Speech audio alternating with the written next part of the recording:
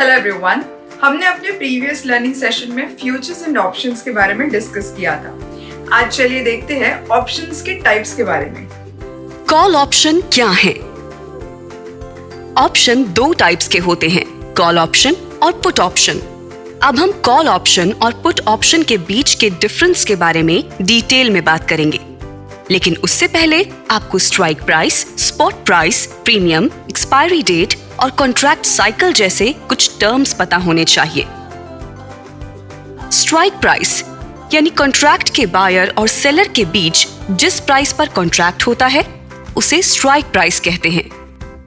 Spot price यानी cash market में asset जिस प्राइस पर ट्रेड होता है उसे स्पॉट प्राइस कहते हैं, यानी ये करंट मार्केट प्राइस होता है।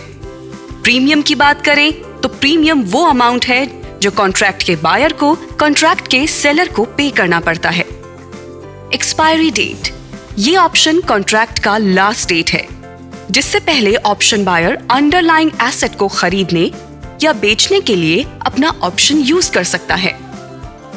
कॉन्ट्रैक्ट साइकिल की बात करें तो आमतौर पर कॉन्ट्रैक्ट साइकिल 3 महीने का होता है, जो किसी पर्टिकुलर कॉन्ट्रैक्ट मंथ के लास्ट थर्सडे को एक्सपायर होता है।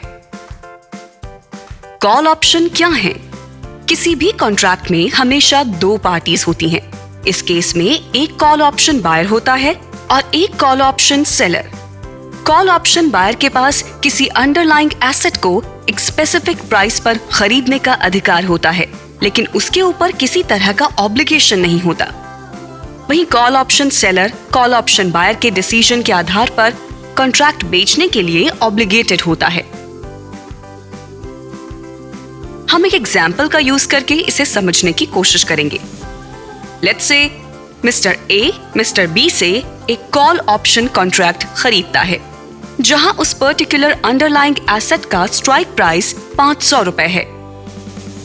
अगर उस पर्टिकुलर एसेट का स्पॉट प्राइस यानी करंट मार्केट प्राइस 1000 रुपए हो जाता है, तो मिस्टर ए मिस्टर बी से वो एसेट को स्ट्राइक प्राइस 500 पर खरीद कर उसे मार्केट में 1000 रुपए में बेच देगा, जिससे उसे 500 रुपए का प्रॉफिट होगा।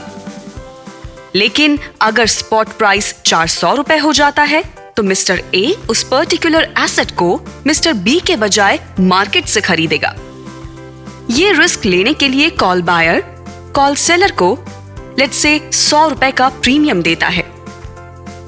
कॉल बायर को लिमिटेड लॉस झेलना पड़ता है, क्योंकि उसका लॉस सिर्फ उस प्रीमियम तक लिमिटेड होता है जो उसने पे किया है, लेकिन कॉल सेलर के केस में लॉस अनलिमिटेड होता है।